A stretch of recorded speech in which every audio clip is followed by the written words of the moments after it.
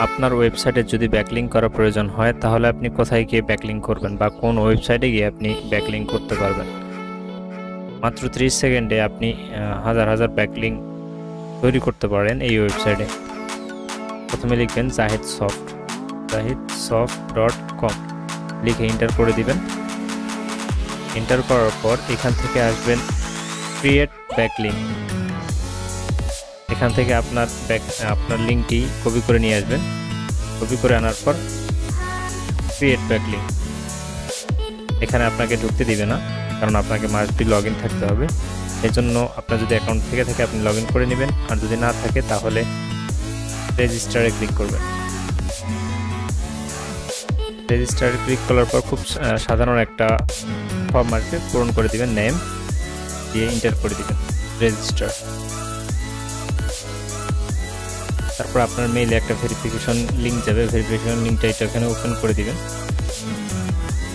আপনি দুইভাবে আপনার অ্যাকাউন্টটি ভেরিফাই করতে পারেন।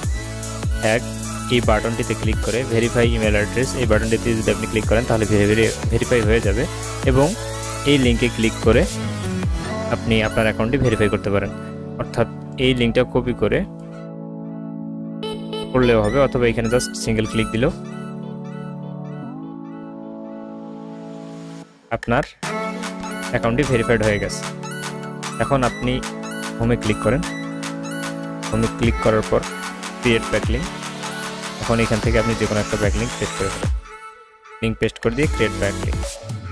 তারপর আপনি নিচেই দেখতে পাবেন আপনি যেই ব্যাকলিঙ্কটা ক্রিয়েট করছেন সেটা এখানে দেখাবে। এটা আগের, এটা এখনকার ব্যাকলিঙ্ক।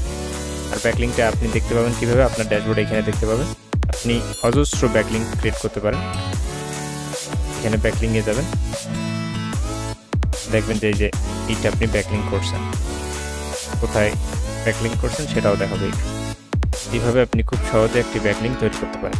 ভালো থাকবেন সবাই।